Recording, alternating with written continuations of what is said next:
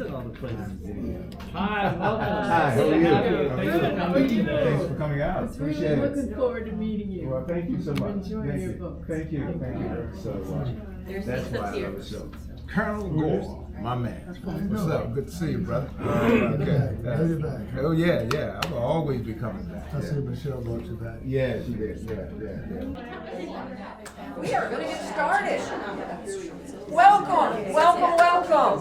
On behalf of the Friends of the Library, we are really the sponsor of this event, but you're here for a special day because we've got extra guests that you'll be learning about here in the introductions. My name's Cindy Phillips. I'm actually on the board of the Friends of the Library. So on behalf of us, if you like what you see today in this program, we ask you to support the Friends of the Library. If you're watching this on video, then support your friends wherever you live, because it's an important part of community programs like this, enabling these to happen. So that's my commercial for today. I'm going to hand it over to Debbie, who's our programs Meet the Author coordinator here, and she's going to introduce the program today. Thanks, Debbie.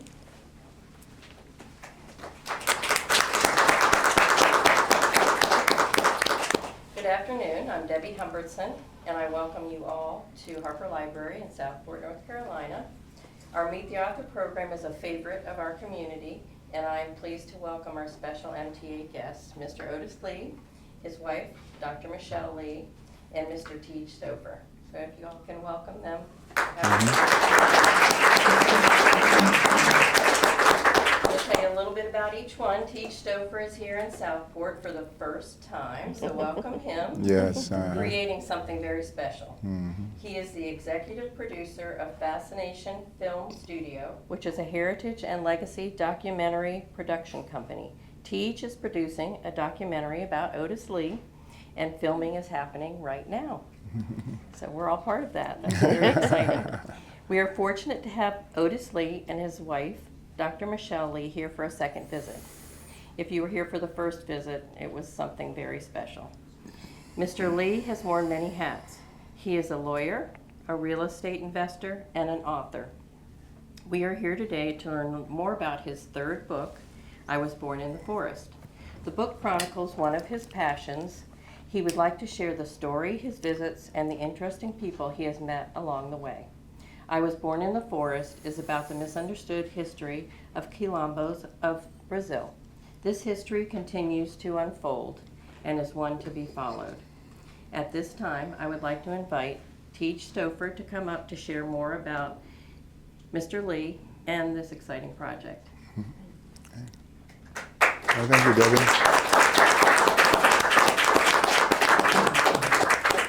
Thanks so much, and welcome. Yeah, we can find a seat for you. Is there an opening here? Guys, it's so good to have all of you here today. It's a joy for lots of reasons. But if you're making a documentary about somebody, a full room is way better than an empty room. And so you guys have done your job. Thank you very much for turning out for this talk today. I've had a lot of fun coming to know Otis and Michelle, and I make heritage and legacy films. So I'm a documentary film producer. And last year, in 2024, I came to be introduced to Otis Lee, and in the time since, I've become fascinated with his story. And his story is broader than the one he's going to share today, but you'll get a window into it. And I know that you're going to learn something today, and I know you'll be inspired today. I am particularly thrilled to see people, all kinds of people in the room, people of different ages and backgrounds, and I love that so much. Before I met Otis, I knew nothing of the Quilombos.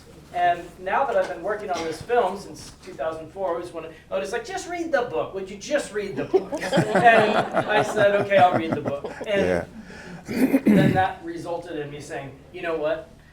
We really need to extend this book with a film that many, many people can see. Because I'd never heard of the Quilombos before. And since I've come to know about them, I ask people all the time, have you ever heard of this? And 100% of people say, never heard of it. We're going to change that. And so many people will come to know the story of the Quilombos and what they mean.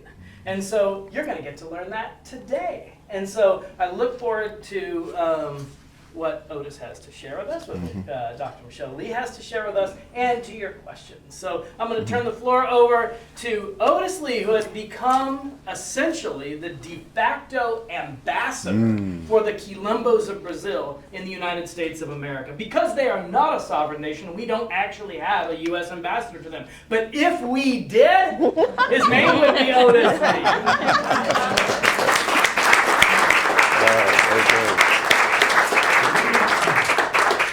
Well, thank you so very, very much for the opportunity to be with you today. And I see some of my real good friends here, and some I've seen before, and others who have decided to come out and hear this story.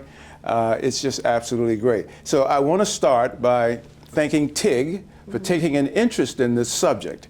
You know, a writer, if he can get a film company to get an interest in his book, that's like the Holy Grail.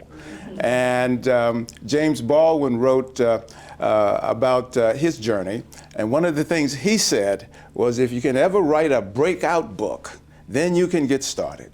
So I never thought that I Was Born in the Forest would be that kind of book, but it appears it's on its way. So Tig took an interest, and we're mighty happy that he did. I see some friends from Cedar Grove. I'm mighty happy to be here with them. I was a keynote speaker at Cedar Grove some years ago for their annual meeting, and I'm very happy to see her. Natalie, who attended one of my talks in Wilmington several years ago. My good friend, Colonel Gore, who was my ROTC commander. Tinha. Okay, so let's get started. What you see are 3 books that I have written. I've been in the writing business for 20 years. All of the books that I have written, I have actually gone to the places where they take place. In the South Boston to Cambridge book, which is about the journey of an African American family in America that traces the genealogy of the Lee family from the 19th century through the 21st century. My great-great-great-grandfather, his name was Amos Lee. Amos Lee could not read or write. He was illiterate. Now, you might recall, you might know, that during the Civil War, some of the elites in the South did not have to go to fight. If you were rich enough, all you had to do was to donate material, food, money, or you could take your slaves with you, and they could be used in the fight. There's a picture over there that you might take a look at that basically my genealogist researcher found of a slave by his master who was a Confederate soldier who was used just like my grandfather, Amos Lee. He was used to be a runner, and he ran from Confederate camp to Confederate camp, taking messages and all this sort of thing. And so my grandfather, Amos Lee, did that job for him, and he couldn't read or write.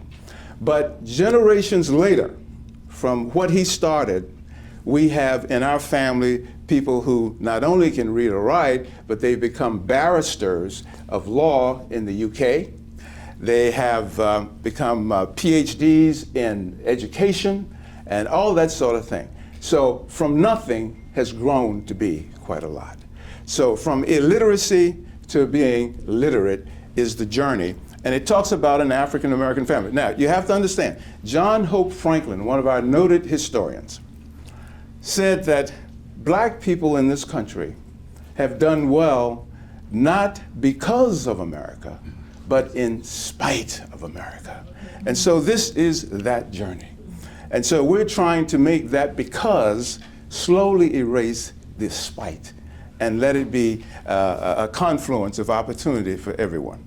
Now, the second book, The Last Train from Djibouti, is a very interesting story because it captures the journey of 2 women. One, a young sophomore at Southport College, an elite university in the Northeast, who was caught up in the fervor of the civil rights movement and wanted to go to Africa. wanted to experience Africa. One of the issues about Africa in the Americans of African descent, they have a problem. There's a gap in their history of where they came from. So many of our people want to go back to Africa to try to fill that gap. So this is the journey of a young woman from Southport College who went to Africa. She went to Uganda, and she was slated to work there as a student and to work there. And she stayed there for, I think, about 90 days or almost 4 or 5 months before she had to leave because of some problems with Idi Amin and all that sort of thing. But she grew up there, but she found that Africa was not what she anticipated. But she learned so much by going and became more appreciative of her status as an American of African descent, having viewed herself from Africa. So it was a great journey. Now, her mentor, Dr. Harriet Karuji. Dr. Karuji is a PhD, and she was a professor of nursing education at Columbia University. Dr. Karuji started a nursing program in Botswana, and it is a program that is still going on today. Dr. Karuji fell in love with Africa. She wanted to become an African, but she found out she could not become an African. You can't become an African unless you are an African, okay? So she was disabused of that illusion, and she went to Botswana to do that program, establish that program, and she also learned a lot of things about Africa that she didn't know. You see, a lot of times if you hear all these things about different things and people tell you about that, you can't believe all that stuff. You got to do the research, do the writing, you got to travel, you got to touch and feel the land, so to speak, so that you know the reality and you're not dependent on the media for the information that you get. So that's what these two women were able to accomplish. Now, the book we're going to talk about today, I Was Born in the Forest, really is a tremendous read, I'd have to say so myself. We're going to talk about Quilombos in this book, all right? And I'm going to tell you about Quilombos. I'm going to give you the short course.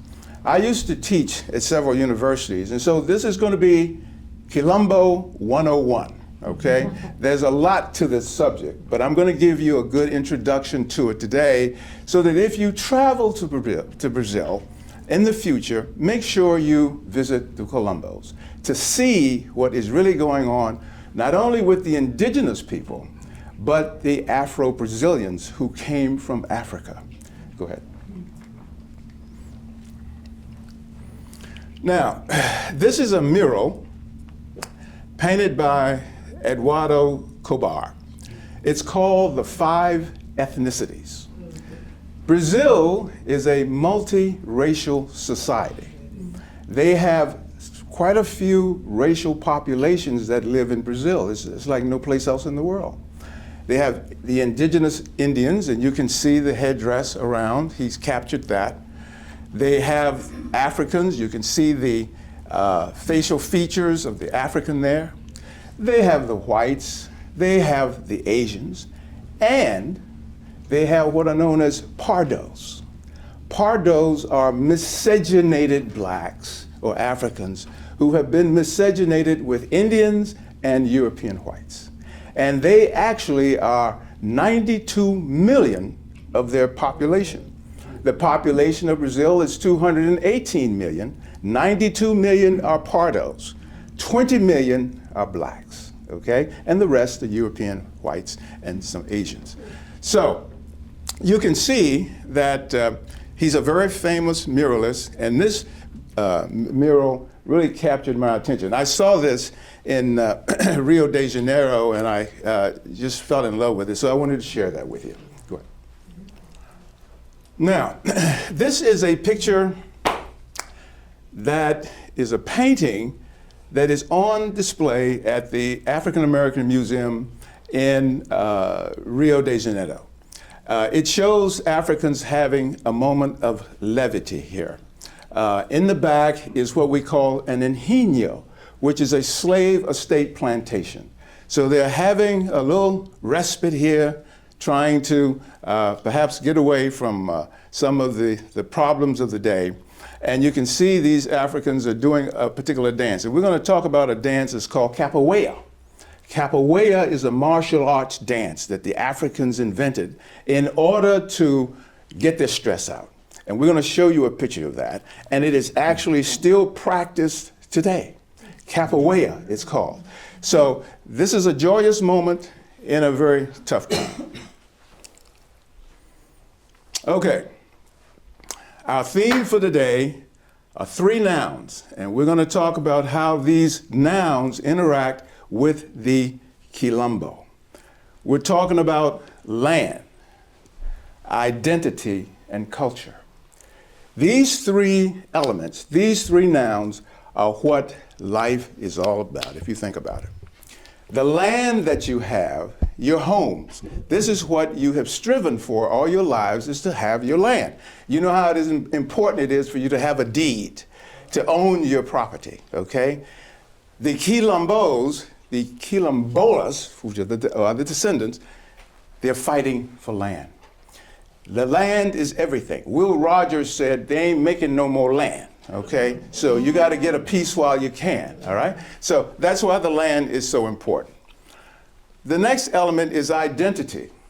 Now, who you are has a lot to do with your culture, your connection to the land. So identity is really important because identity is related to heritage. And then lastly, we talk about culture. Everybody has a culture. We want to protect our culture. We want to extend our culture. And so the Quilombolas, the descendants of Colombos or slaves who lived in Colombos, are trying to do that. They're trying to not be assimilated. They want to be acculturated, and that's a big difference. And the difference lies in the fact that they don't want to have their culture eviscerated or thrown away or destroyed, and they want to embrace the broader culture as well. So they want an integration of cultures, not an elimination of their culture. So we're going to talk about these 3 themes throughout the presentation. Okay, now, we're talking about the Colombo movement. Let's first give you a definition of what a Colombo is. A Colombo is a maroon settlement of slaves who absconded, went into the mountains to establish their own communities. You see, when the Portuguese and the Dutch tried to colonialize Africa, they went into these countries and they were looking for slaves and other kinds of export products. Well, when they went into these areas, they captured many, many millions of Africans. They actually, the historians say they captured some and trafficked some 4.5 million Africans into slavery into the Americas. Well, some of these Africans didn't want to be enslaved, all right? They said, we're not going to have this. The reason is that when they went in, the Portuguese and the Dutch, and they captured these people, they didn't distinguish kings or queens or noblemen. And you see, these Africans were quite educated people. Some of them had actually been educated in Portugal. Some of them spoke Portuguese. Some of them were Christians. They had had a relationship with the hierarchy in Portugal for years before the Portuguese came and decided to take over their country. So when the Europeans came, the Portuguese and the Dutch, and they came and took these people, they were capturing queens and kings and everything else. Now, you all know who Nelson Mandela was. Nelson Mandela said when he went through his trial in South Africa and they put him in prison, and we visited his prison there in South Africa, he said, well, they will never destroy me. They're not going to destroy me. Why? Because I know where I came from. I came from kings and queens. I'm just not anybody. So he had that fortification, and that helped him to survive over 27 years in prison, okay? Because he was trying to free his people. And what were they fighting for? Identity, land, and culture. All right, so the Quilombo movement started in the 17th century. They say that the main Quilombo, known as Quilombo or Quilombo dos Palmares, started between 1600 and 1605 and lasted to 1694, some 70 years. It was the biggest settlement of ex-slaves in the world. Because of this history, it developed into a social political movement in Brazil today because the freed slaves, the descendants of slaves, we call them quilombolas, they are kind of under the gun. They're at the lowest caste of society in Brazil. And so as a result of this kind of treatment, over the years, a political movement has developed, and now their representatives, their politicians, their advocates are now pushing this history of quilombola to get better rights, to get some freedom, to get some dignity, and to hold on to their land. Quilombos are autonomous communities formed by runaway slaves, descendants of slaves in rural communities. Let me get some water. Now, it's important to know that when we talk about Quilombos, there's a difference between what is known as a Quilombo and what is also known as a Macambo.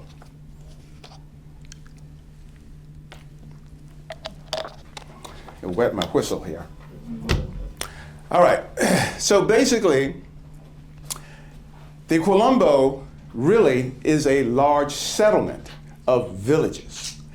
These villages are called Macambos because that's the individual unit. When you put all of these units together, they become a Quilombo. And we're going to talk about the Quilombo dos Palmares in just a minute, and that was the one that really has given us this history as the flagship Quilombo in this era. So we had Quilombolas, autonomous communities formed by runaway slaves and descendants of slaves in rural communities. All right, this is a graphic which was on display at one of the Quilombos that we visited, and you can see the enslavers trying to recapture these Africans. And you see over there, the Quilombo community, they are very serious about resisting the elimination of their culture. They're very serious about holding on to their land. So they've been fighting this since the 17th century. So you can see that they were not accepting their enslavement. They were not even beginning to accept it. They fought and they resisted. And that's what we have to do today. Now, you remember and you know Jimmy Carter. Jimmy Carter was a great guy, and I really enjoyed him as a president. One of his signature issues was human rights. That's what this is about, human rights. People trying to emancipate their rights, human rights. And Jimmy Carter spent his post-presidency trying to do that, trying to help marginalized communities, trying to help them gain the rights that they were entitled to. So Jimmy Carter inspires my thought when I think about the Quilombos and the Quilombolas because they're trying to ascertain more fully their human rights. All right, now, this is a graphic that gives you an idea of what some of these communities in the Macambos or in the Quilombos may have looked like. Now, notice here, this is a white person. They're not all black. The people who came to the Quilombos were not just all Africans. It's what we call an eclectic group of people. They had Indians, they had disaffected whites, they had slaves, they had freed blacks who also populated these Quilombos. And they did so because they did not want to be a part of the colonial system that was being operated in Brazil at the time. They were disaffected. Some of the soldiers who were fighting some of these Quilombolas, they didn't like it, so they joined them. So you had a lot of people who lived in Palmares. So As you can see here, Palmares was the largest and most famous of all of the Quilombos. At one time, they had over 25,000 residents. There's a lot of controversy in the literature saying that somewhere between 10,000 and maybe 30,000 slaves populated this place. And that's a whole lot of people, okay? Now, what does the Quilombo represent? It represents the struggle for racial equality and land rights in Brazil. And we're going to talk more about the land rights as we go through this. But when you break it all down, it comes down to people trying to protect what they have, that's all. Each of you have a deed, or you're working to pay for your property to get a deed to your property, to show that you own it, right? And nobody can dispossess you of that. That's what you work every day to make those mortgage payments, or to pay rent to keep your abode there for your family. That's what this is all about, okay? It's about land and land rights. These people are trying to do that. Now, all of you also, if you don't have one, you probably need to get one, and that's called a will, okay? A will. And why do you need a will? And I used to practice estate planning as a lawyer. I did that, and I drafted hundreds of wills and trusts. But why do you write a will?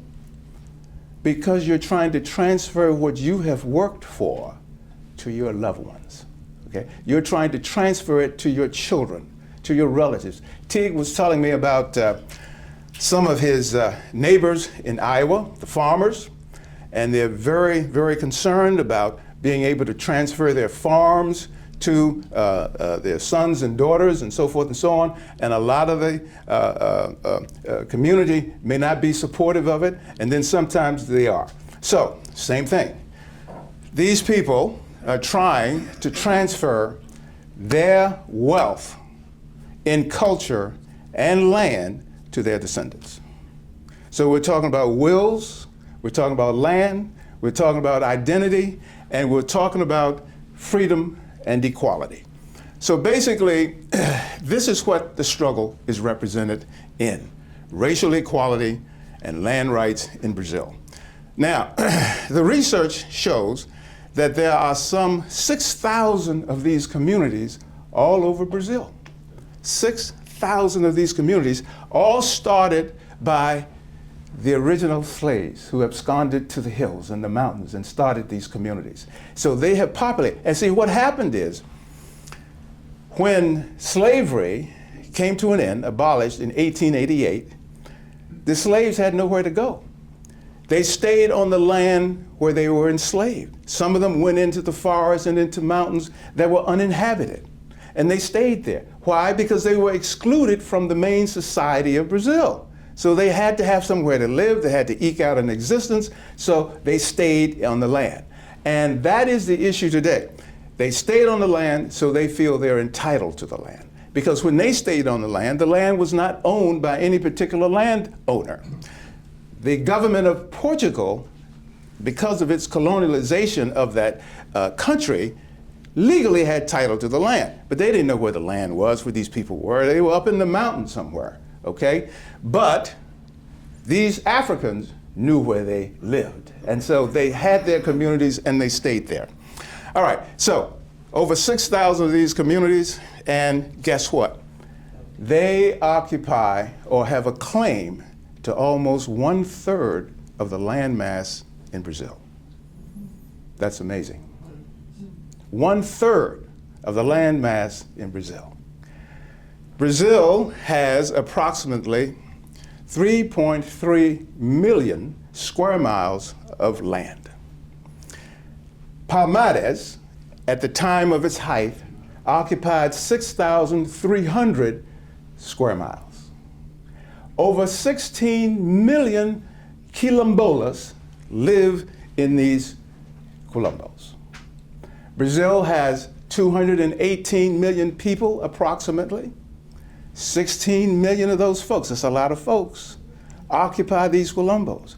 6,000 Quilombos, 1/3 of the country. So this is why this is such an important issue in Brazil today. And we're going to talk a little bit more about how the legalities of all of this are working out. Go ahead. Okay. Those of you that were here the first time probably saw this graphic, but let me give you just an idea about what this is about. Now, if you were here before and you're coming back, that's because you didn't pass your exam. So I know you want to make up and try to get through the course, okay? So you came back to take some better notes and to try to be prepared for the exam. And I'm going to give you an exam when we get through. All right. In any event, the central area of Congo is where a lot of these Africans came from. And at the time, Congo included the African country of Angola. Now, the Portuguese, when they went into Congo, they were fighting with these people. They were fighting with the Congolese. They were fighting with these owners of Congo. And so they tried to carve out a piece of Congo, and they successfully did, and it is now known as Angola. They have a large port there called Luanda, and that's where they loaded all the slaves in and shipped them to the Americas. As you can see, a big swath came to Brazil. The others went into the Caribbean and into North America. And all along the Gold Coast here, they raided these African kingdoms and captured these Africans. Now, what tribes were these Africans? Where did they come from? They were Bantus, they were Yorubas from Nigeria, the Fons and so forth. They came from Mozambique and Togo and Benin, all these kinds of places. My African ancestry is with the Yu people. The Yu people live near Togo. They live down in the southeast portion of Ghana and Togo. So it's possible that even my ancestors may have populated Palmares at any particular time. We have no way of really knowing. But the Portuguese and the Dutch raided these areas to get these Africans and brought them to Brazil. Now, as we said earlier, Palmares is the largest rural Quilombo, but actually most Quilombos were relatively small. The Portuguese came up with a definition of Quilombo as being 2, 3, or 4 Africans who absconded into the mountains. That was their definition. But as you can see, there were all numbers of people in these Quilombos, but the definition of a Quilombo at that time, in the colonial period time, was just any number of African slaves who had run off into the communities. All right, so as I said before, they're urban, rural, they live in the forest, some of them in the islands around there, and they have extended families.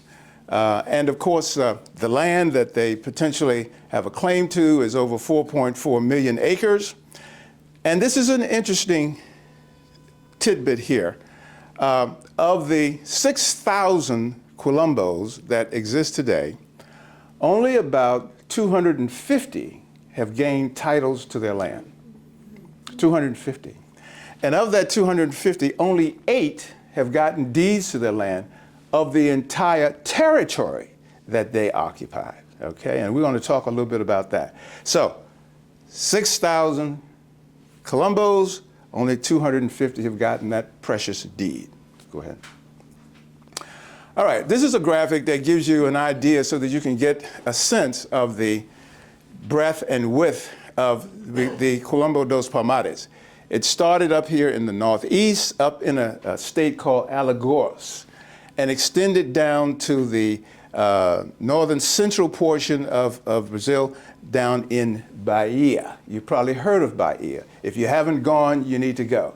It is the city in South America, in Brazil, that has the largest number of Africans of any city in the world, save for Africa, okay? Beautiful beaches, beautiful women, all kinds of good foods, okay? I guarantee you, you'll have some fun. All right, so all of these folks here occupied this area, okay? Now you can see, because of this big swath of land that these Africans were claiming title to, that's a threat to the colonial authorities. I mean, just think about it.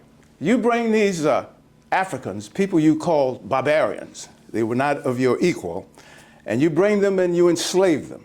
You treat them like animals. You cut off their Achilles tendons. You do all that kind of stuff.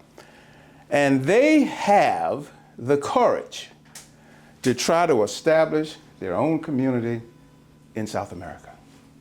These Africans were very courageous, and they had a lot of chutzpah. They had a lot of courage to be able to be brought from Africa, come over here to South America, a European country, and try to set up a republic. Some writers have said they tried to set up an African republic in South America. And they came very close to being able to do that. Had they not been defeated, this section of Brazil would probably be an African republic in South America. All right? That's why it was so important for the Portuguese to defeat them. They threw everything they could at these people in order to defeat them. They were attacked for more than 127 times over the life of their existence. And they defeated them all of those times except for one time. Now, they took their hits. They were hurt. They took a lot of casualties and so forth and so on. But they survived. And they survived all the way until 1694. And remember, they started somewhere between 1600 and 1605, and it lasted until 1694. So that's almost the entirety of the 17th century. And they were able to defeat the Portuguese and the Dutch, all during this time. Now, moving along, these red triangles represent the Macambos. Remember what I said what the definition of a Quilombo is. It's a collection of Macambos. When you look at the entirety of the land and the community is called a Quilombo, all right? And what does a Quilombo basically mean to you?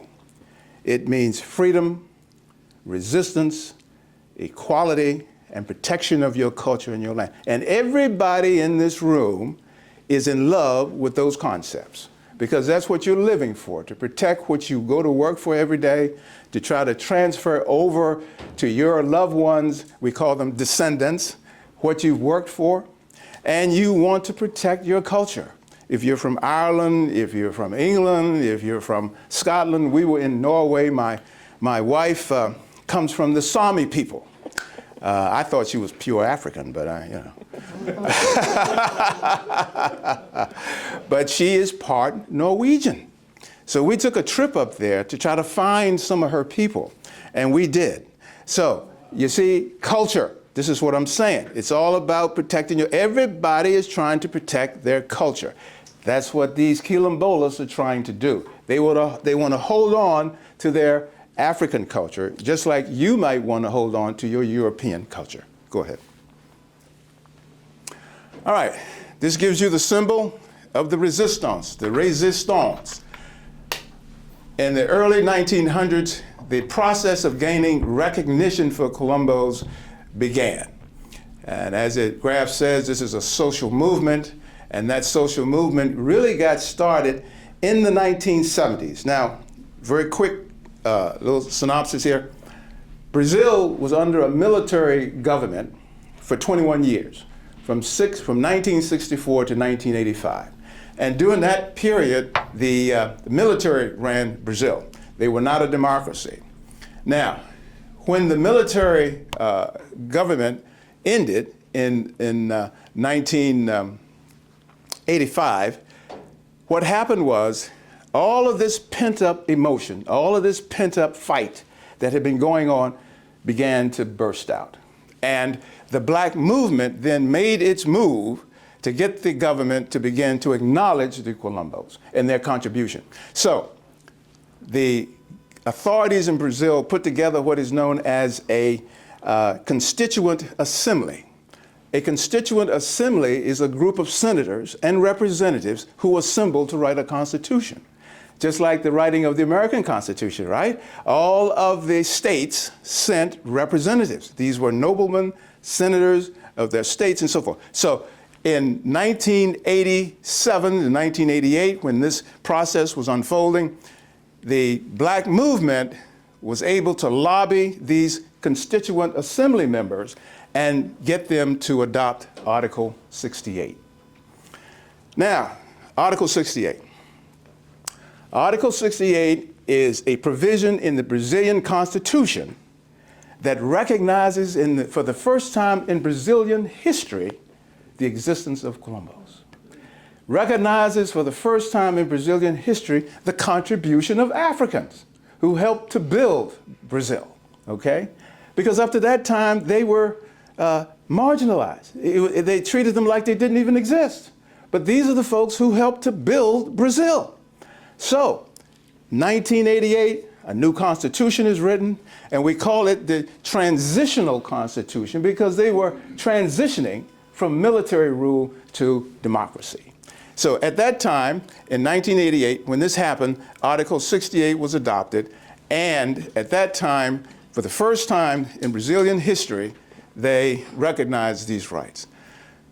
Some historians have said that the Article 68 in the new Constitution was a constitution that broke away completely from earlier Brazilian history. And that was the time, for the first time in Brazil, that it publicly and legally declared itself a multiracial community. You saw that first graph of that beautiful painting by Kobar. For Brazil, it was the first time in all of their existence that they recognized, look, we got to recognize the people who helped us build this. We have to recognize these Africans. We have to recognize these Indians. And let me not forget the indigenous population, because they played a key role in this whole thing. And when you read the book, you will see that the Indians and the Africans intermixed. Same thing they did here in the United States. And while I'm on that subject, you know, we had Macambos or Quilombo equivalents right here in America. In the southeast area of the Carolinas, South Carolina, we had the same thing. They're called maroon communities. Now the difference is that in the United States, the Maroons in the United States could not survive. They couldn't survive because in the United States during this period, a lot of the land had been cleared. So they didn't have anywhere to hide. And so they didn't stay there that long. Whereas in Brazil, you had all this forestation that had not been developed. So they could go into the mountains and use the forest as defense. And they used the forest. Now the word palmares is the Portuguese word for palm tree. They used the palm tree, and these people were pretty smart. They went into the mountains looking to settle in areas forested by palm trees. Why? They could subsist on it. They could eat the coconut, they could make coconut oil, they could drink the juice from the coconut, they could use the leaves and all of the foliage of the tree to build their huts and to give them shelter. So it wasn't by coincidence they went into the forest. They went into the forest and actually looked for areas to settle that had palm trees. Hence we have Quilombo dos Palmares. That's how the name arrived. Okay, very quickly here. Palmares lasted longer than the black enclave in Oklahoma. You know that's a big issue now. The authorities down there are trying to come to grips with that tragedy that happened. Well, Palmares lasted longer than Tulsa, where the blacks were successful there. Wilmington, North Carolina, our city to the north. Palmares lasted longer than when the blacks controlled Wilmington. We know that started around 1860 and it was destroyed by the whites in 1898.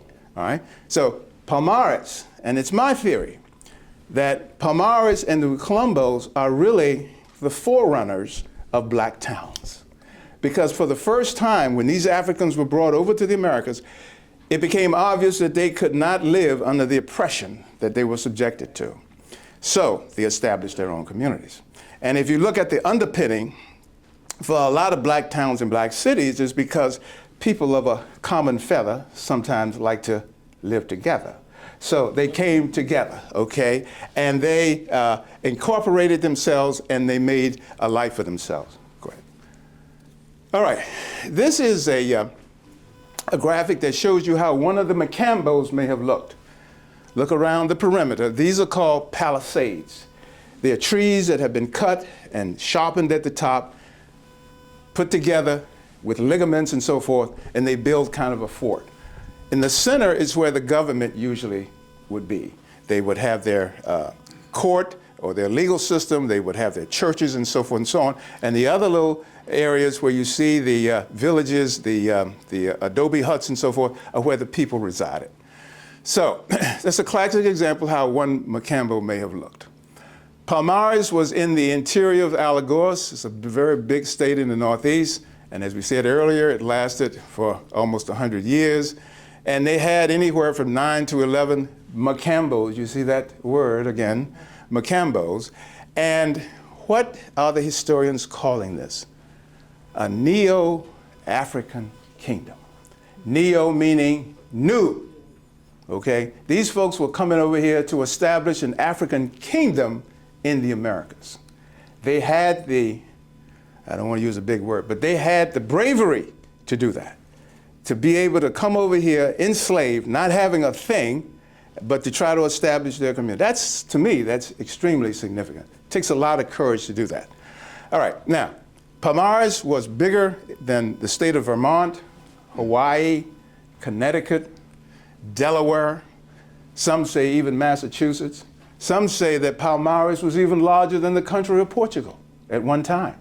And remember, they had anywhere from 10 to 30,000 people. And what happened is that the slaves who were still being enslaved that hadn't escaped to Palmares heard about Palmares.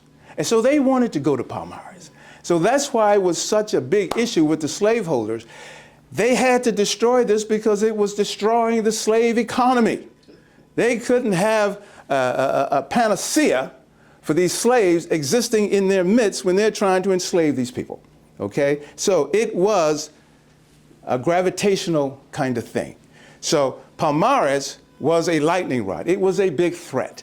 And of course, you can see the large amount of the land area. Go ahead. All right, this beautiful African woman, her name is Aquatoun.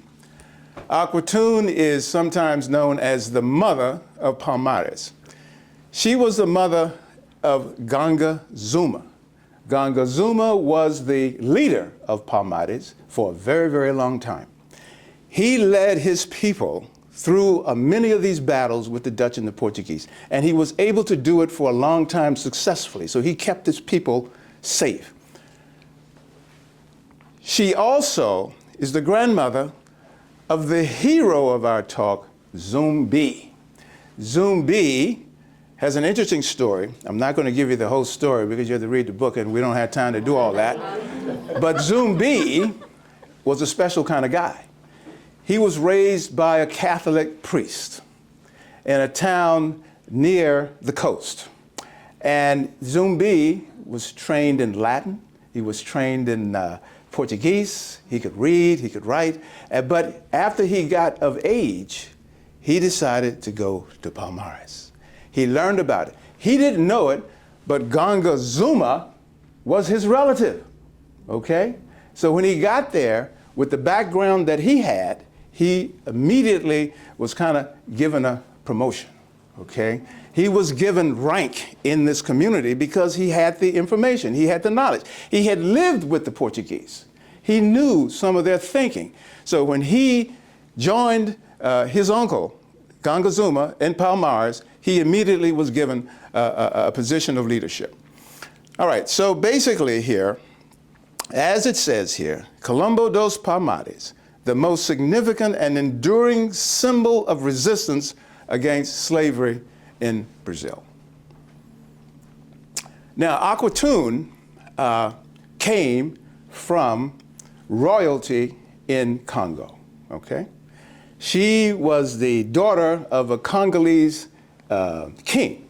Now, when the Portuguese were in Brazil subduing these Congolese, they didn't distinguish, as I said earlier, between the nobles and the non-nobles, and she was caught up in this whole thing and then shipped to Brazil to be enslaved. This is a picture of her son, Ganga Zuma, as he may have appeared during that time, a real heroic kind of warrior figure. Ganga Zuma was a leader of Palmares. He was brought to Brazil by the Portuguese. He and his family were from Angolan royalty. They were not commoners.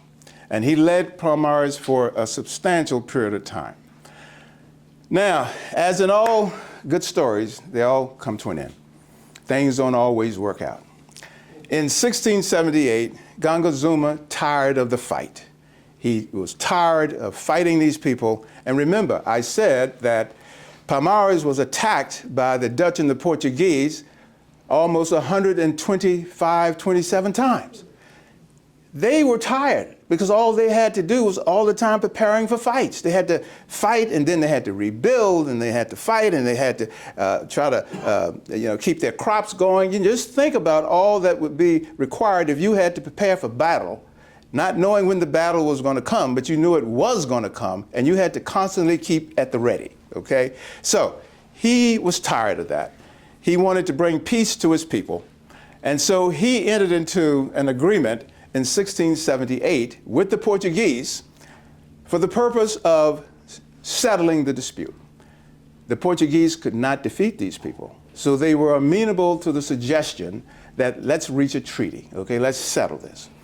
But the Portuguese, as we say in the law, didn't have clean hands.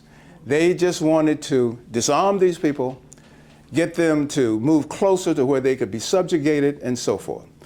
When Ganga Zuma reached this agreement, it had what we call a poison pill in it. Because the agreement that the Portuguese reached with them required that they send back to Brazil and to the plantations all those ex-slaves who had gone to Palmares. And this was what caused Ganga Zuma's undoing.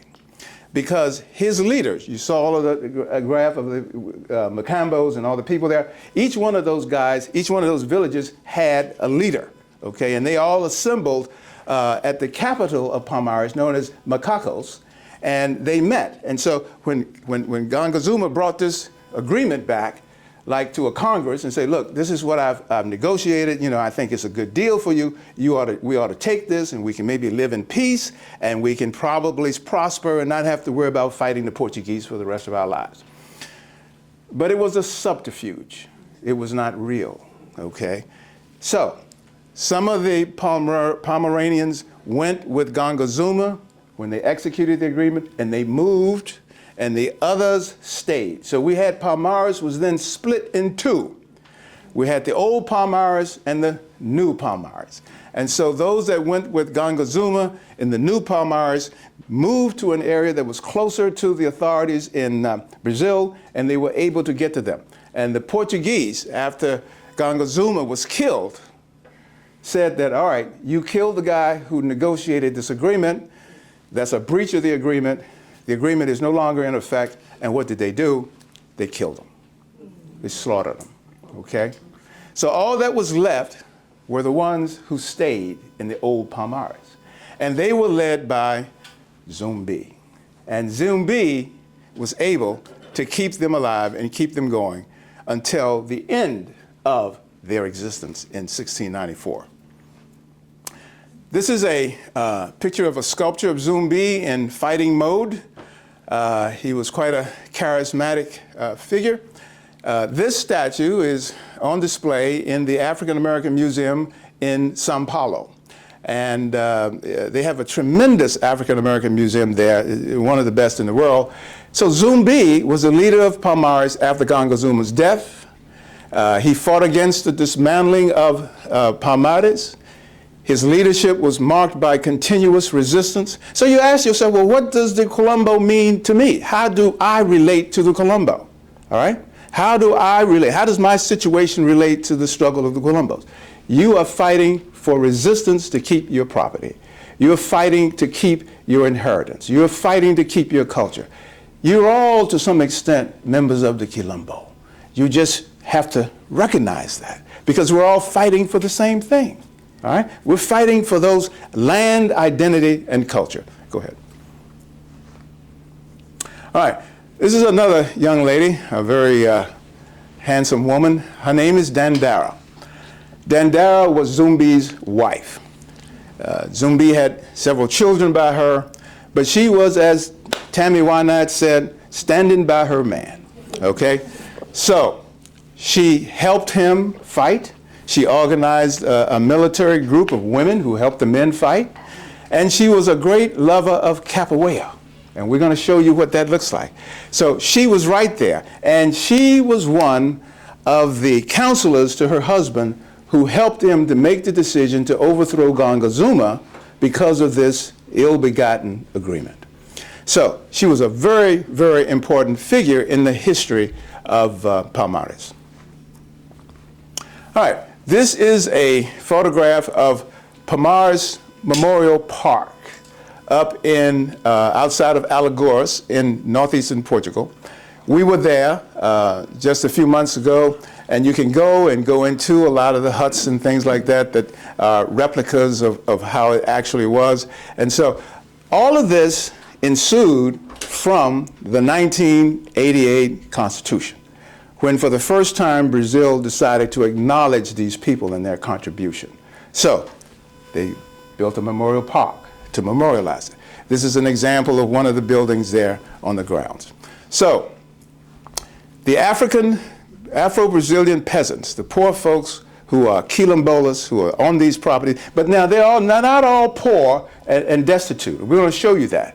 They started out that way as slaves, but a lot of these folks have done reasonably well, but they still stay on that land, okay? And they're still not in the mainstream of Brazilian society. And that's what this whole movement is about. The black movement in Brazil is trying to elevate them for the first time, to get them to throw off the epithet of being a slave so that they can be a part of the community. So again, the transitional constitution, transitioning from military rule to democracy. That's why they got Article 68. All right, as we draw to a close on this portion of the presentation, these yellow circles represent where these Quilombos, a lot of them, are located, and the ones that have applications for deeds that are pending. All right? When this graph was put together, some 1,500 applications were pending to be given deeds, 1,500. The newest information is there are some 1,800 of those applications are pending. The brown circles indicate the number of Quilombos that have actually been deeded. That says 167, but the latest data is there's about 250 of them. And very quickly, you can see you have large numbers in Bahia and up in the northeast in that area, and you have a fair amount as you go south into Brazil, down Sao Paulo, and so forth and so on. Go ahead. All right, so the kids, that's what it's all about, trying to save the inheritance for the kids. And in many instances, the Constitution remains unmet. They have been very slow to give these people their land, but at least they have a legal underpinning to try to get it. So they have something to fight with. Very low numbers have been given their titles, and of course, once they get recognition, then they're able to get services and things like that. Go ahead. I love this graph here because this shows the workers at a Quilombo going into the field. Now let me quickly say, in Africa, a lot of the land and the territory was occupied by African tribes in regions. They didn't have states. That state thing didn't start until the Europeans came over there, and they did what is called established nation states. But prior to that, that was not the case. So everything was populated by region and by tribes who occupied a certain region. All right.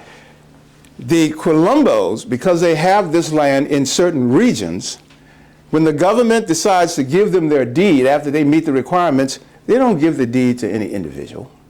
They give it to the association, the group, all right? Because it is a representation of how Africans lived. It's called collective titleization.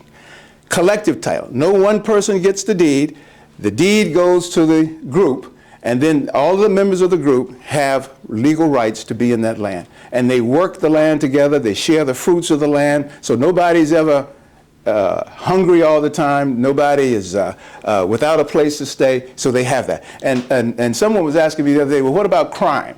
They don't have any crime in Quilombos, all right? It's crime-free, because these people love their community. They fought for these communities. They are respecting their ancestors, so they don't have no crime. If they have a dispute, they have a meeting and they settle the dispute. But now, once they step outside of the Quilombo, then they run into police brutality, all this kind of stuff, because the larger society heretofore has not respected their status as descendants of slaves. Remember, the slaves are at the lowest caste of Brazilian society.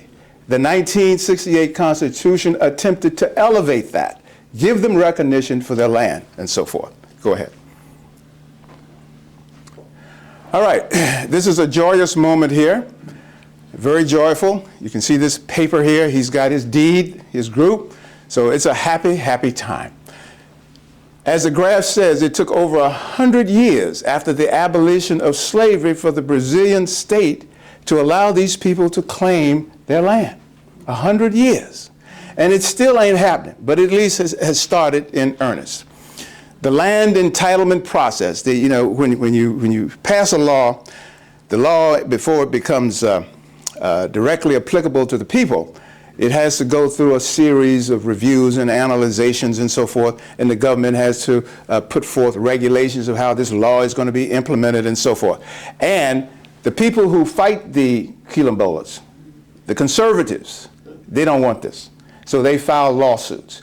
The Supreme Court of Brazil ruled in favor of the Quilombolas, ruled in favor of the constitutionality of Article 68, and therefore the legality of what was negotiated in 1968 is not readily in dispute. Doesn't mean that they're still not trying to, invalidate it. That's what is going on now. So once they get their land, they must go through a process called recognition, meaning they have to prove that they are descendants of slaves who actually lived on the land and that they are still on the land. That's a prerequisite to being a Quilombolas. Then they have to get the area mapped, what we would call a survey. If you ever bought a piece of property, one of the things the lawyer is going to do is he's going to survey the metes and bounds of how that your property is located and where other borders are. So they have to go through that. Then they can get recognition, and then once they get recognition, they're on their way to getting a deed. Now, before I end this phase, we have in this area a concept called Quilombismo. Quilombismo is the philosophical underpinning of the Quilombo movement. You can't have a movement like this unless you've got some intellectuals who lay out the philosophy that will govern how this is supposed to be viewed by the larger public. The Quilombolas were able to find that man. His name was Abdias do Nascimento.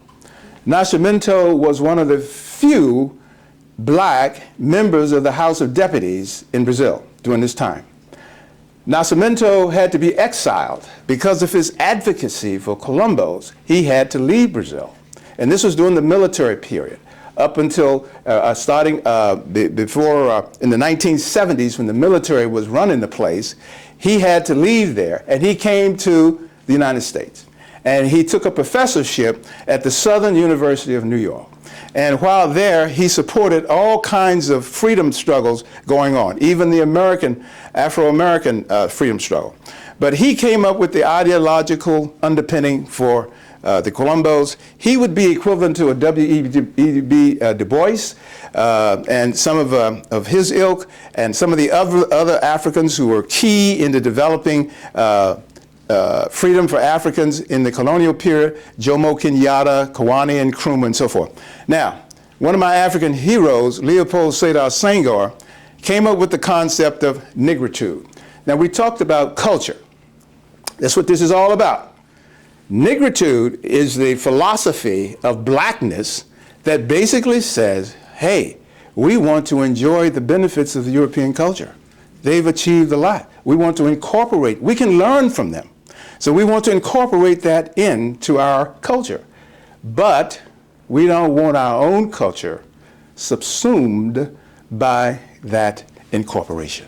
We want to keep what's good of our African culture and blend it in with the other communities that we can learn from. So this is called acculturation, not purely assimilation. Because if you assimilate all the time, you end up with nothing, okay? All right, so that's about the underlying philosophy of the Quilombo. Go ahead. Okay, we're going into the last phase. Everybody got to wake up a little bit. I know I tend to talk a lot. I just love this subject. I'm still reading and researching this whole thing because I just can't get enough of it, because it's just such an interesting confluence of important issues: justice, land, racial politics, all of that. I mean, you know, this stuff is mesmerizing in terms of its enjoyment. So it's a great subject. So forgive me if I've gone on too much. Okay, so we went back to Brazil last November to do what is known as some post-publication research. And my dear wife, Dr. Michelle Lee, accompanied me. She's been at my side for this whole process. And, you know, I drag her around wherever I go. And she said, Otis, where are we getting ready to go now? I said, well, we're going to go over here. I want to find out about these Quilombos some more. Well, didn't we do that before? I said, no, we didn't get into it good enough. All right. So go ahead. All right. Now, those of you that were here the first time, we gave you some information about some of these Quilombos, okay? We're not going to go through all of that. But the ones that are in bold are the ones we're going to tell you about this time. So we wanted to change it up so that you would, you know, not have to study but so hard for the exam. All right, so each of these Quilombos has a separate history. No one is the same. They're all different. They have different histories. They have different roots of ancestry in Africa. They earn their livings different ways. And let me just mention this to you. The Quilombos and Quilombo dos Palmares, these Africans, they traded with the neighboring communities. There were Portuguese settlers all in these towns, and so they would make baskets and they would raise crops and they would trade with the surrounding community in order to support themselves. They believed in economic self-sufficiency. They had to believe in economic self-sufficiency because they had nobody to help them. They had to feed themselves. They had to defend for themselves. They had to raise their children. So economic self-sufficiency, economic independence is the underlying economic doctrine that characterizes Quilombos. And we can all relate to that. We all want to be economically independent. That's why we go to work every day. We save money. We put money in the stock market. We do all that kind of stuff for the purpose of not having to depend on the government, right? Okay. Now, we're under an administration that's trying to take government away from you, all right? These people want the government to help them, but the government is also an obstacle. We have the same problem in the United States, right? People talk about Trump's taking away Social Security. Well, we want Social Security because that's government. Okay? These folks want the government to implement Article 68, but it is the government that controls how much of the land they get or don't get. So they're in a catch-22, but they need the government, just like we need the government. All right, so we're going to talk about the ones in bold. Go ahead, Michelle. Now, a little demographics. We went to about 10 of them this time. The majority of them are rural Quilombos, some 70%. The population can be anywhere from 26 to almost 2,200 people. They have homes, some a limited number, such as 5, or they could be 500. The acreage that they occupy, that they have, can be just under 270 acres, or as much as over 709,000 acres. And they use hectares a lot in measuring land distances and meets and bounds over there a lot. All of them that we went to had gotten recognition. Remember, recognition is the first step. It's just like if they put in some kind of reparations or whatever, and I mentioned this in the book because I come up with a plan to help, if that issue ever comes to fruition, how to determine who would be entitled to it. One of the prerequisites in Brazil, in the Quilombo movement, to get recognized is you have to prove that you are a descendant of slaves. You have to prove that you are on the land that these ancestors left you and that you still are on that land, and you have to prove that you're using the land productively, okay? So you got to prove all that. Then first tier, recognition. Later on, you get your deed, okay? So it is a process. All right, so all of these that we're going to talk about today have gotten recognition, and only 60% have gotten their deed. All right, the first one is the Quilombos Makim, which is right outside of Alagoas. This is classified as a rural Quilombo, and of course, their Quilombo started from 2 slave families who were on the land, and they stayed there. The thing is, they don't like to discuss a lot of this stuff. A lot of them are ashamed. They're ashamed because many of their women were raped and molested. They don't want to talk about this history. They just want to try to make it as best they can under the environment that they're in. So they didn't want to, they were not too forthcoming about some of this stuff because they want to move on. They didn't want to deal with that. Go ahead. Now this is a street in Makim. You can see they all have houses. They've got roofs of various textures and so forth. And this is how they basically live. Now, you see they're in the mountains. You're going to always see them in the mountains, the ones that are rural, okay? Some are urban, but predominantly they're going to be in the mountains because remember they went to the mountains for the safety of it, okay? They didn't have cannons and all that kind of stuff, so they had to use the natural land, the topography of the land, in order to at least have a chance to fight these attackers away. Go ahead. Oh yeah, she's telling me I need to say this. Okay, she's the boss. All right. This Quilombo was established in 1850. It's located in Maceió in Alagoas. It is classified as a rural Quilombo. They have about 160 homes. They're on about 198 acres. They were recognized in 1993, and they actually have their deed. Okay, they got the deed in 2005. This is a picture where we met with them and talked with them in their community center. We had a great time with them. Now this lady, her name is Albertina.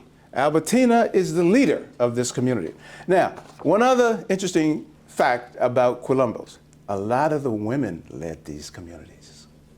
All right, talking about women's rights, women leadership, a lot of women led these communities, and that's all in the history. They were not all led by men. I told you about Aquatoon. She was the founder, one of the founders of Palmares, a woman, all right? So a lot of women run the show. Men, get used to it. Go ahead. All right, this is a picture of our meeting with them in their meeting room. And I'm there, and Michelle's trying to help me get my papers together and all that type of thing. Irene, you could say sometimes I'm like a nutty professor. I never have a pen. I can't find my papers and all that stuff. So she's trying to get me straightened out there. Albertina is sitting there, and we've had a discussion about some of the issues. You know, when we met with these people, we wanted to know how they actually lived, what their fears were, what they wanted their children to get, how much education did they have, all this sort of thing. So we sat there and had these discussions. Sometimes it took over an hour or so. All of the members sometimes participated in the discussion. Because you see, when they found out we were coming, they all decided who was going to come. So all of these folks are members of the association, and they may have some kind of quasi-leadership position in the association. All right, this is interesting. Now, you probably wonder, well, why is this important? Okay, that's a $20 bill. These people had never seen American currency, had never seen a greenback dollar, okay?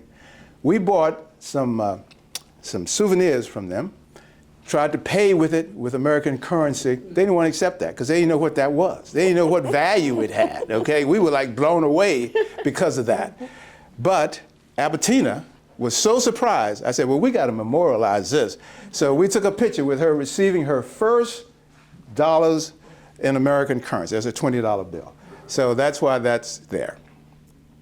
Now, I'm going to rest a moment and turn it over to my lovely wife and let her take it from here. Thank you. Okay, when we left the Quilombo, it was time for lunch. And we ate at this restaurant, owned and operated by May Nadine.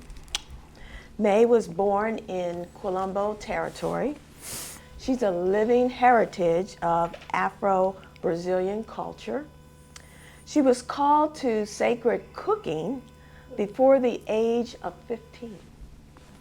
She learned cooking from her grandmother, Cecilia, and Cecilia was a great cook.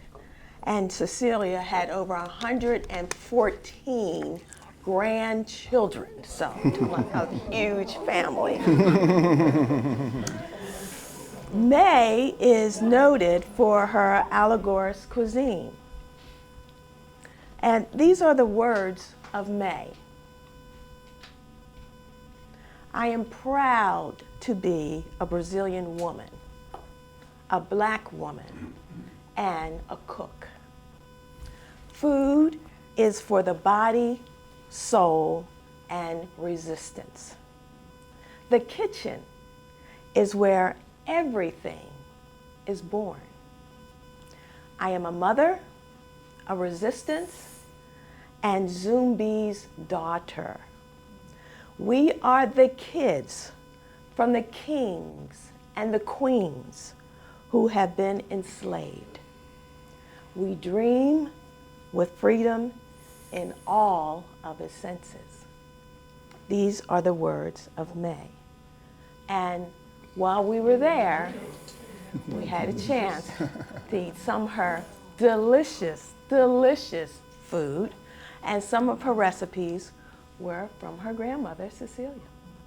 It was a lovely, lovely time. Now, when we were there, it wasn't just having fine dining, but it also was a time for socialization. And it was such an opportunity because when we were there, we met this gentleman here who's a professor at the University of Alagoas. His name is Zitu Aurora, and he is a scholar on Quilombos. So here we are, just having left the Quilombos, and Otis had just finished, of course, going over his book at the previous Quilombo. We're here with the young lady holding Otis's book, I Was Born in the Forest, and then the young man is holding the professor's book, the Quilombos. And what was interesting is that the professor's daughter, who he named Dandara, is translating Otis's book, I Was Born in the Forest, into Portuguese right now. Okay. So what a small world it is. And what was very interesting is that the professor, his lunchmate, was Albertina, who was the president of the association that we had just left. So it was such a great time to see her in an entirely different environment and to socialize with her. And we just had a great time. And I tell you, May is just a gem. She is truly a gem for her community and for her culture. And we really enjoyed our time there. Okay. All right, my time again. Can't get rid of me right yet. Okay. This, thank you. This Quilombo is called Bom Despacho. Bom Despacho is Portuguese, and what it means is good message, good talk, good communication. Bom Despacho is, as you can see there, located in Alagoas. It was established near the end of the 18th century. It's a rural Quilombo. A population of just under 1,800. They got 465 homes. We couldn't get the acreage that they occupy, and we don't know whether they were recognized or not, but they obviously had to be recognized because they got their deed in 2009. Now, this is a street scene in Bom Despacho. Again, you can see these folks, they're not destitute, they're not, the dregs of the world. These folks have some industry about them because remember, historically, they had to get out and support themselves. So this is a street scene in the Bom Despacho. And you can see that the streets are not dirt roads, they are paved streets and that sort of thing. Again, commonality. Palm trees in the mountains, away, again, for the same reason. Go ahead. This is a scene of one of the churches in Bom Despacho. In Bom Despacho, the church here, this particular church, is the center of the community.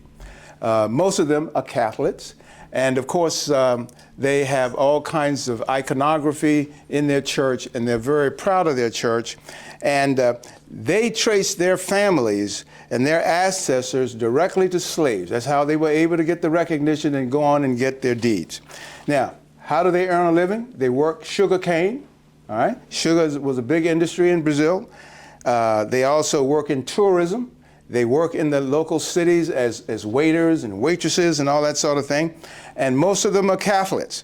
They have a very modern look about them. And this is something I want to dispel, is that a lot of these Quilombos, as I said earlier, are not the most destitute people in the world. I mean, you know, they may not have a New York lifestyle or anything like that, but they are able to take care of themselves. They look after each other. They have an organization. Remember the communal thing. They have an organization. They have a local government. Okay, go ahead. Now, here we are still in the church, and this is Fernando. Fernando is the leader of this group. The two ladies work with him in the association and help him to take care of this beautiful church. These are the people we are interviewing Bom Despacho. In the church.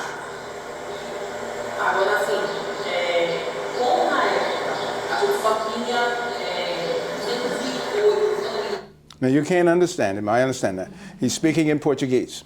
But when we were there, we had an interpreter, all right? So he interpreted everything. So he's telling me how their organization works and what they do and all this type of thing. And look at his skin color. He doesn't have the African look because of what?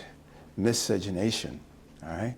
That's why Brazil is a multicultural country, because they have miscegenated so with the Indians and the slaves that they have all colors. It's a rainbow. It's a rainbow coalition, so to speak. So that's Fernando there. Very, very nice guy. Now here we are with Fernando and two ladies. Now remember, these folks are self-sufficient. They earn their own money. They're not looking for any handouts. They support themselves. They have crafts that they make, and they sell these in the local markets, and they sell them out in the cities and so forth and so on. I have a platter that I purchased, and I still have it on my Lazy Susan today, that one of these ladies made. So these two ladies work in the crafts area, and Fernando wanted to make sure we met them. This is an example of some of the stuff they make. There's some placemats, and you can see baskets and all this sort of thing. But see, it may look like it's not a whole lot on an individual basis. But when you multiply it through all of the people who are doing this, and they're out making money, bringing that money back to their communities, you can see that they can rise above subsistence. Go ahead. Now, this is cassava. How many of you have ever had cassava? All right, okay, well, you know that. All right.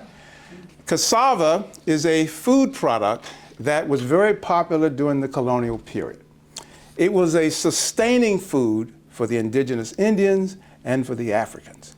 And remember, these two groups, the indigenous and the Africans, were both fighting the same enemy. They were fighting the Portuguese. Because you have to understand, the Portuguese wanted to enslave the Indians first. They tried to do that. The Indians didn't work out, so they needed a more hardy human being, and they used the Africans. So cassava is what they raised in Palmares and these Quilombos, and this is how it's done. It's a root, and it's a root that grows in the central high plains of Brazil. These are the roots here. They get the roots and they peel the roots. Then they take those peeled roots and put them in a machine, and that further peels them, and they put water to wash them and all that sort of thing.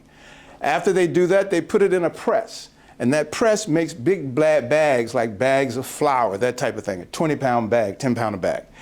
Then they take and empty those bags into a mixing bowl, let it cure for several hours or several days. Then they sift it to get it down to a very fine quality, and then they make the flour, and then they make bread. And this is how they were able to sustain themselves, because you got to remember these folks were under attack, so they had to be able to get food, and the cassava was a ready place for food. It's a very common food. You can go to Brazil right now and have some cassava. They serve it to you in the restaurants. You can have it as a bread. I didn't particularly like the bread, but you know, it's a good food, and it was sustaining to them. So it's a very popular food, and it is still being sold and eaten today, okay? All the way from what? The 17th century all the way to the 21st century. And this is the way, one of the ways they earn a living. All right. The next Quilombo that we visited was the Quilombo do Tudete. That means there. And basically, they say the origin of this Quilombo comes from a woman named Teresa da Benguela. Benguela was a woman. She was captured in Brazil, in Congo, near the port city of Benguela. So they call her Benguela. And of course, they take this name, Tudete, from her. It was established in 1894, located in Bahia. Remember I told you about Bahia, the largest state in the Americas with the most black people in it. It's an urban Quilombo, and they have some 2,200 people, over 500 homes, about 250 acres. We don't know when they were recognized, but we do know they got their deed in 2015, all right? So they own their land. This is a picture of their meeting center where we met with them and had our meeting. A lovely, large facility. This is an idea of what the community looks like. Again, the foliage, palm trees, out in the mountains and so forth. Most of the houses are either stucco or brick. This is the scene of the land around the community center. And you know, they have a very good amount of foliage there. This is the meeting center that we had our meeting in. And this is the guy who is the leader, he and his wife. His name is Mastre. And Mastre is a master of capoeira. He teaches capoeira.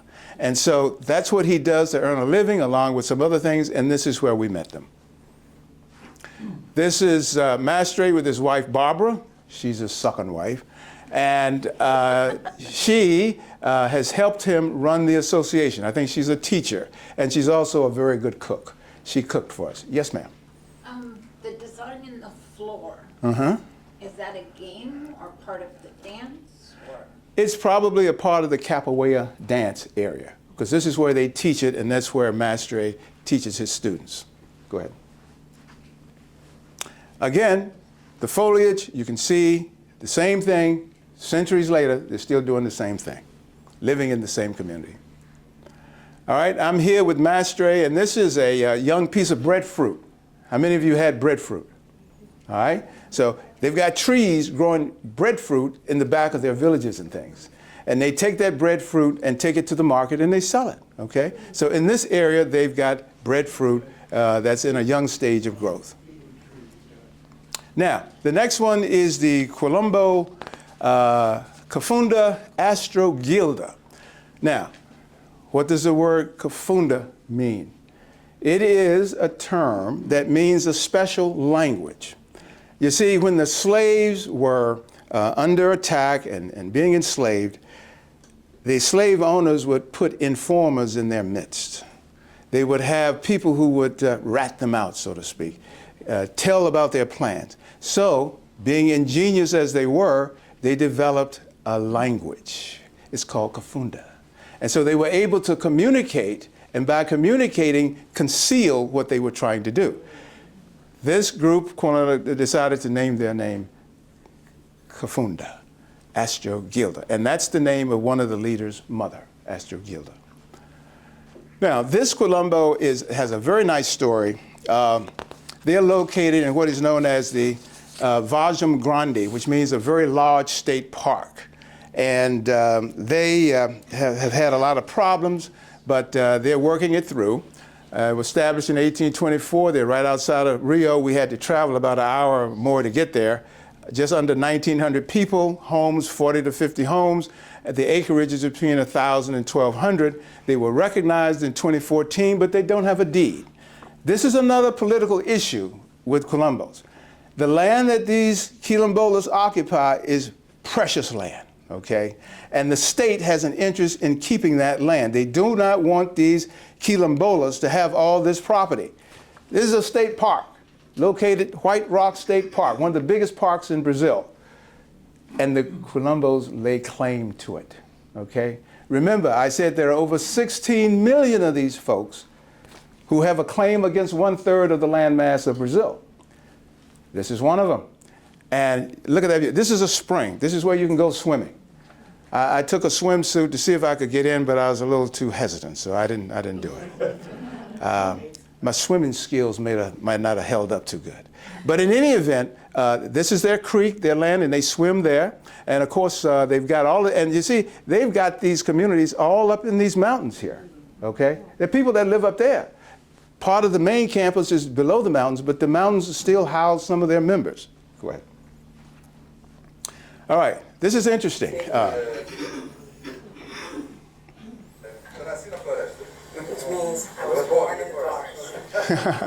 Okay, now we didn't put him up to say that. He was our tour guide. This guy's name is Alexander. Now, Alexander is a geek. He's very good in computers. He works in computer factories and all that in the surrounding communities. He left his job to come stay in the Colombo full time because his mother was ill and he wanted to take care of her. So he left his job in computers and came there. And he was taking us all around. And so we were at a stop and we were talking and he said, I was born in the forest, because they were all born in the forest, hence the title of the book. So this was Alex, and that was his expression that was really spontaneous, and I thought that was very nice. All right, a baby born in the forest. This is a mural on one of their walls. So you can see this is real stuff to these folks, very real.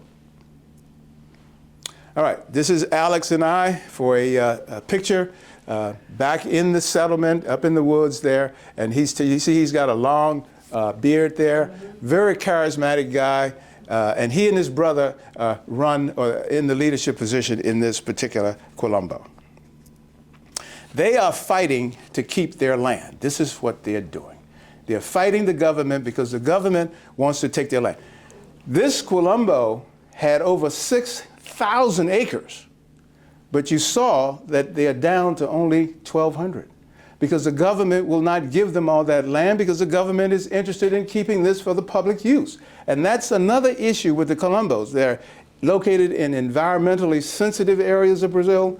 The military has installations on some of their land, so the government wants to keep some of that land, but yet these people have a claim to it. So that has to be reconciled, okay? So that's why these folks, as ingenious as they are only down to 1,200 acres. Go ahead. And this is the backdrop of the area where we ate near their kitchen. This is all that foliage back there. So if you want to eat outside and enjoy the foliage, you go to Brazil and go to Astrogilda. You'll see plenty of foliage there. These are some of the foods we had, lovely cakes and drinks and all that kind of stuff. They fed us very well. We had coffee, water, whatever you wanted. And all of this food is natural food. They don't use a lot of additives and all this kind of stuff because they're raising their food, so they don't have all this extra sugar and all that. If you want sugar, you have to ask for it. Okay, go ahead.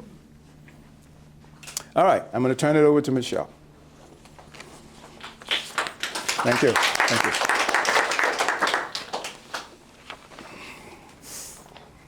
Thank you. Now, this was the last Quilombo that we visited for our research. It's the Quilombo del Carmo, and it has a raised fist. This is their flag. They have a raised fist. That's their symbol. And the text under that fist is land without masters. Land without masters.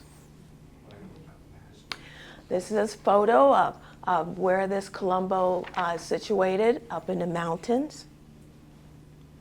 And this Quilombo was established between 1874 and 1886. It's in the Sao Paulo area. It's rural. They only have 250 people who live there, 54 homes, 1,200 acreage. They were recognized in 2002, but they have not received their deed. They're still waiting to receive their deed. Now, this is Ika, who is the president of the association there. He's got his fist raised. And next to him is Melissa. She's one of the leaders in training there. She works in tourism, and she's a midwife, and she's also training to be a nurse. She was married at age 15, and she has 6 children. I couldn't believe she looked so young. But children is very important there. They only have 250 people. So having more children is very important to them and to their future. This is also a picture of Otis and I with Melissa and Diana, who works in tourism and also in their bakery. This is one of the historical sites located in the Quilombo.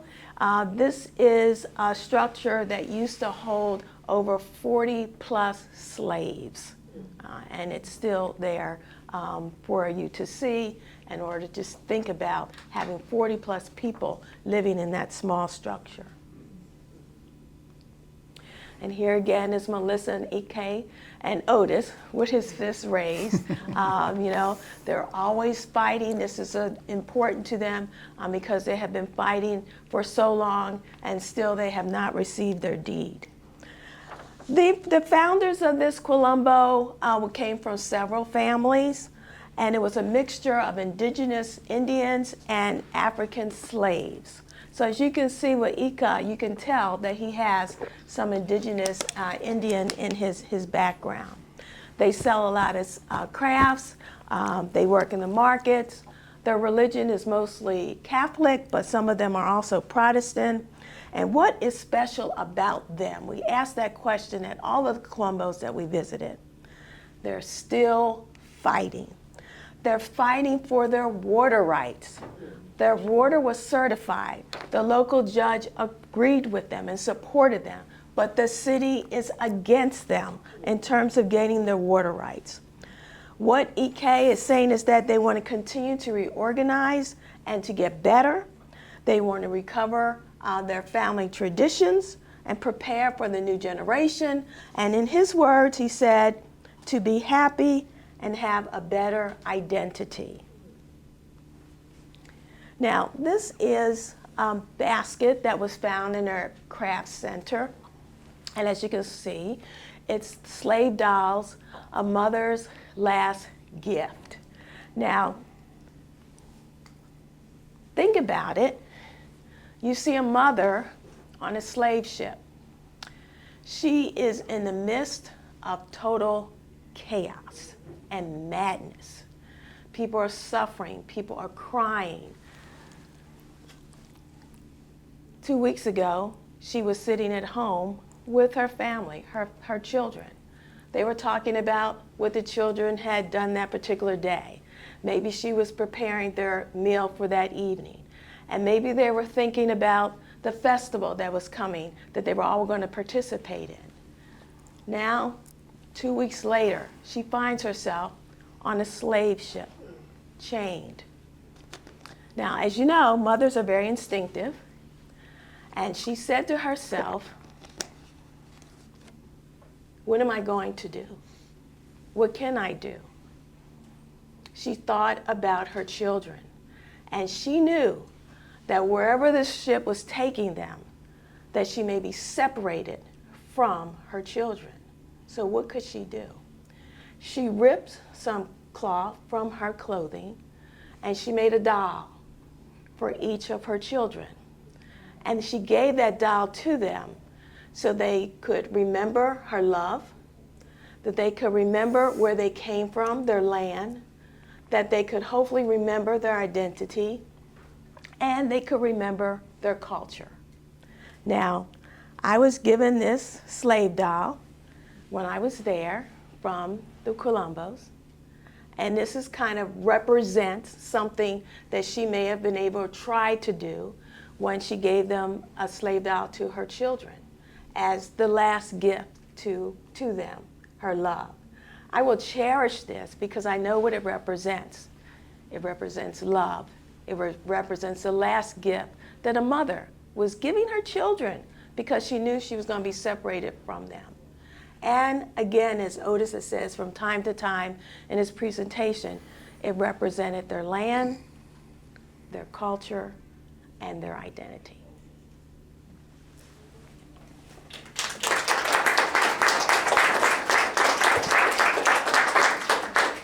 Okay, you ready? All right. Okay, let's speed to the end.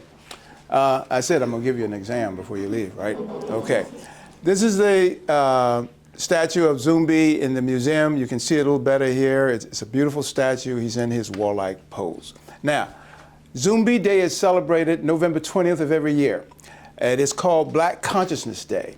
Now, that is absolutely fantastic. Now, just think if we had a provision in the American Constitution that recognized the contribution of Indians and Africans in slavery to the making of the United States.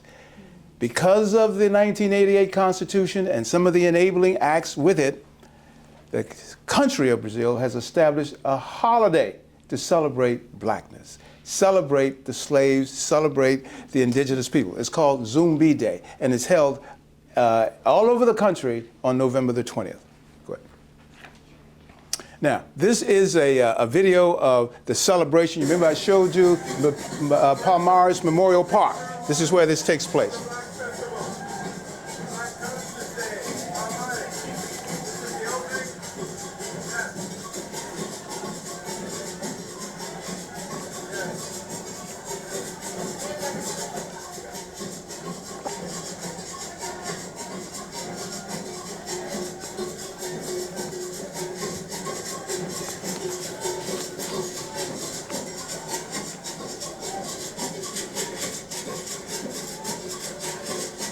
If you go to Brazil, try to go around November the 20th so you can enjoy this celebration up in the Northeast. It's an experience that you won't forget. The rhythms are so captivating that they just cause you to want to dance, you know?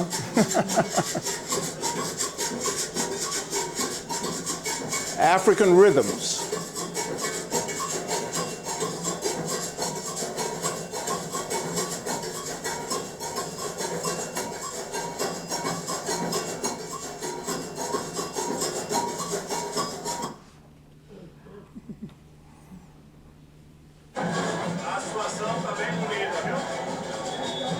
This is in another area of the park. They're dancing all over different areas of the park.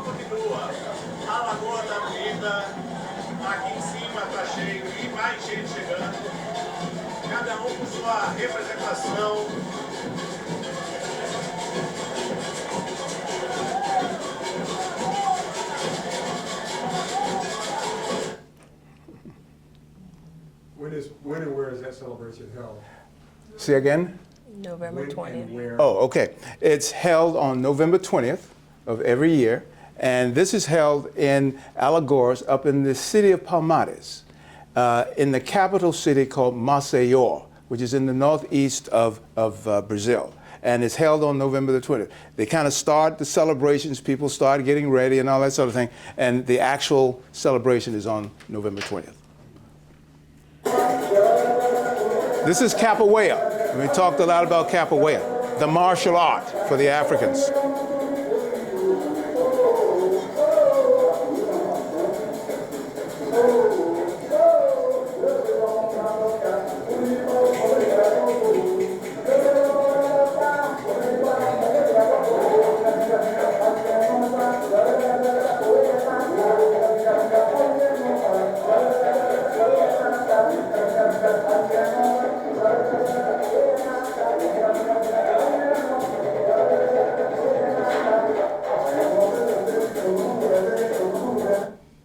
You remember I said that capoeira was a martial art that was created by the slaves to relieve their stress and tension and so forth, and they still practice this today. I tried to do it, but you know, it's not possible. Go ahead. All right.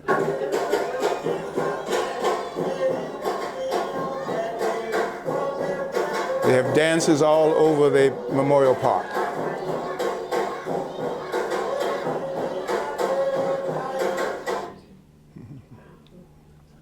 Okay, that's it, folks. I want to leave you with one of the signs that they have there. In Brazil, it is a crime to use a racial epithet. You cannot disparage any race of people over there. They will bring you up on charges. Okay, they're very serious about that. So what do they say? Their sign in Portuguese says, respect knows no color. All right? So, thank you for coming out. Oh, I give you the exam. I got to give you the exam. Everybody passes, okay? And the reason you pass is that you suffered through this for about an hour and a half, okay? So thank you so much. I'll sign any books if you choose to buy some. Thank you so much. And thank you, Tig. Appreciate it. All right. Yes. If you have any questions, I'll be glad to answer any questions that you might have. I do have one. Yes, sure. So, most of the places you went, were they speaking Portuguese or Spanish, or what were they speaking? Portuguese. And did you understand any of it? No. But we always had a guide with us. You don't go without a guide because you can't understand the language. Every now and then, but they do not speak English. Yes, ma'am. Off of her language question, Yes. were they also speaking any African dialects or native dialects or any mixing of those words in? Yes, they do, but amongst themselves. The outsiders come in, you know, they're going to communicate in Portuguese, and as I said earlier, they don't do much with English. But they do have certain African dialects. This is part of the culture that they're trying to keep and hold on for their kids. So they do have that. But of course, predominantly, they speak Portuguese. Yes, ma'am. The utilities going to their community, how did that work when they get this land, like electricity, like you were talking something about the water, right? Yes, yes, yes. How does that all work with the government who's having a hard time with that? All right, yes. Well, the government brings some of the utilities to them. They run electricity. Some of them have computer access, depending upon how sophisticated they are. And you understand that when they get recognition, this is when they start getting modernization.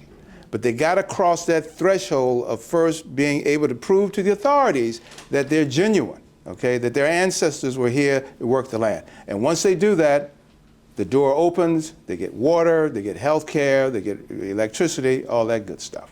Yes, sir. Does the granting does the conveyance of ownership convey any sort of self-governance to the territory? All right. The second part, does that conveyance filter down to individual property ownership as well? All right, a little complex question. Let me break it down. These are not independent states. They still must obey Brazilian law. Okay. In their association, they have their rules. So within the residents of the association, they have to obey their rules. For example, if a young lady marries somebody outside of the Quilombo bloodline or whatever, they have to come in and submit to the association's rules, all right? So they cannot legislate any laws that would apply to the society at large, but they can legislate their own individual conduct within that. Now, what was the other part of the question? Individual ownership of property. Well, there's no individual ownership of property, as I mentioned, because it's called collective title. The association owns the title. But each individual who's a member of the Quilombo has the same rights as anybody else in the Quilombo, equal. And they give them homes, and you know, they have their own plots and lands and so forth. They have soccer fields, they have restaurants, all this sort of thing. They have a health center, all of that, but not individually owned. Yes, sir. We just got back from Norway, and they're having a problem with what they're calling urbanization. Yes. The countryside is losing all of the people in the less urban, more rural parts of Norway, all moving to the cities. Yes. Are they having that same sort of problem? Are there young people moving away from these areas into the cities? Okay, interesting question. Now, for those of you that were here before, I told you about the Quilombo soccer park, which is right outside of Rio in a very expensive area. That land that they occupy is worth $50 million US.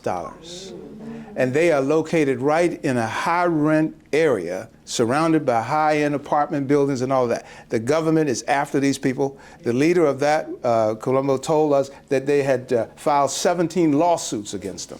And they're fighting to hold on to that very valuable land, 350 million Brazilian dollars. So the young folks, they want to sell out, right? They want to grab that cash and go. They don't want to be fighting the Quilombola war, okay?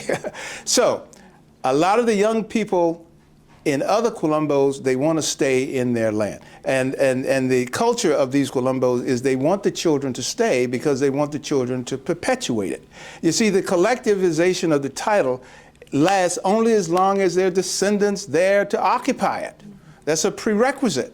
So if they depopulate, if everybody leaves, who's going to be there? The government's going to come in and snatch it. The concept of what? Eminent domain. We know what that is in American law, right? In Brazilian, it's called expropriation.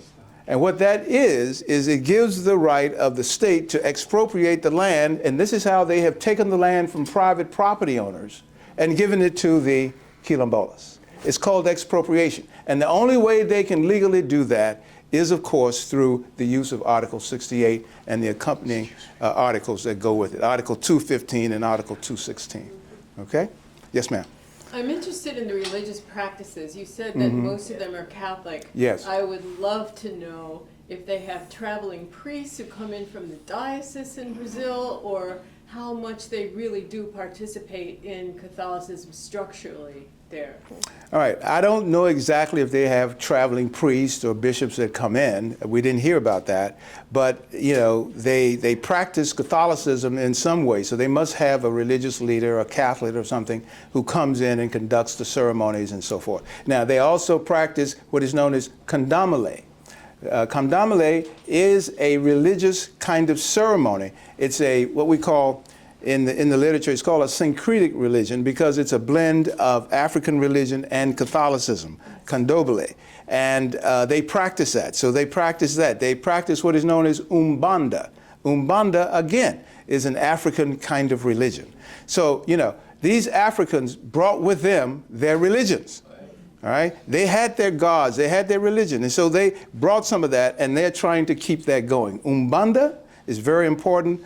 Candomblé is another one, that they practice their religion. As far as how they actually actuate the Catholicism, I couldn't answer that completely, because I don't know, but they're obviously worshiping it very seriously, because most of them have an underpinning for Catholicism.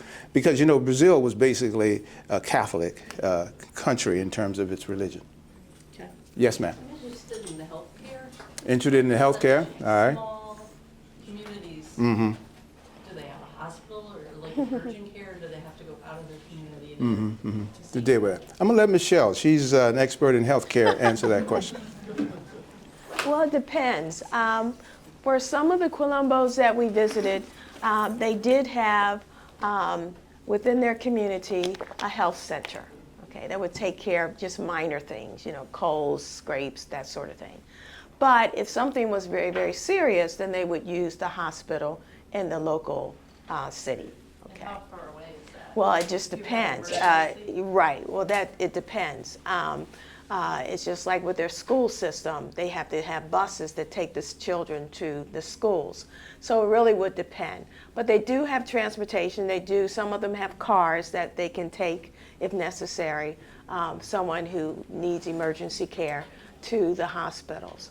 But for the most part, they also use their herbs and the natural vegetation that they have used for years and years to help with a lot of the problems that they have in the community.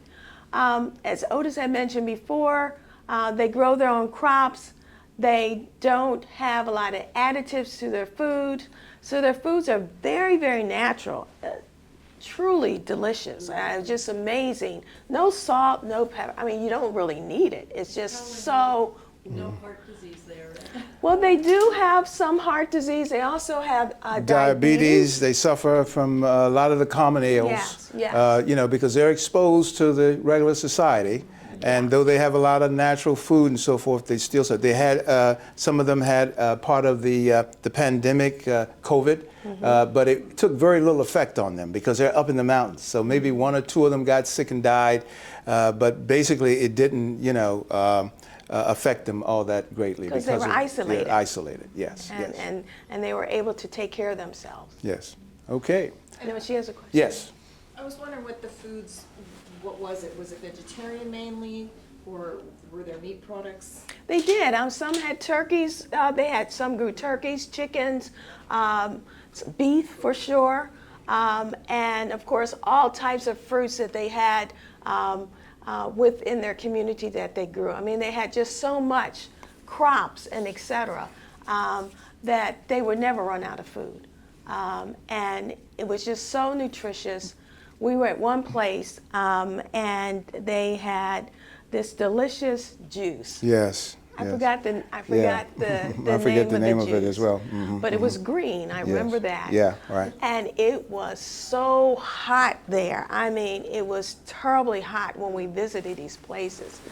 But when they gave us this juice, it was so refreshing. It really gave us more energy to continue what we were there to do. And no sugar-based or anything. I don't know what they added to it, or it was just natural flavor from those fruits that they combined. But the food was just outstanding. It was very, very good. Very good. And they don't have any, when we noticed, they didn't have any too many issues with obesity because, you know, this is a lot of land, and they travel back and forth walking throughout their community. But every Quilombo is different.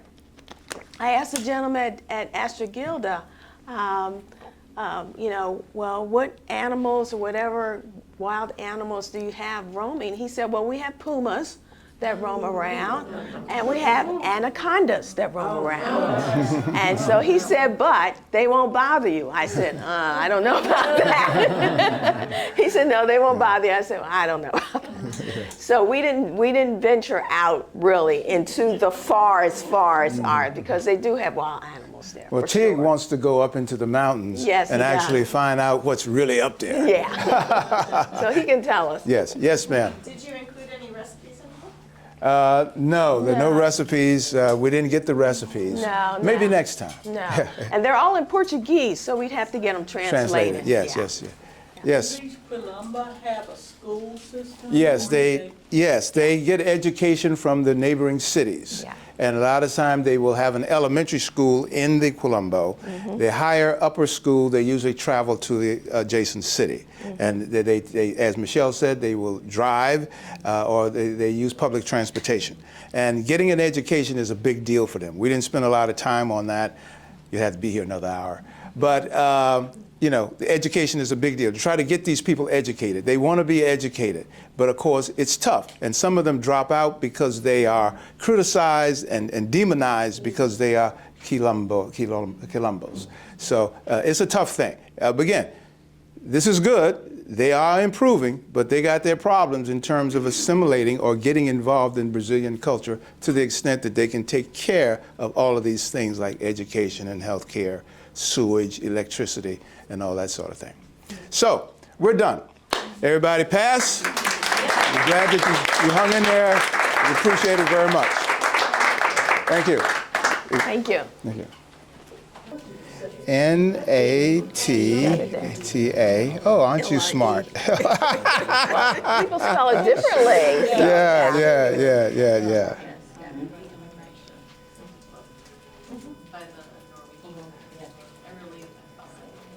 Oh,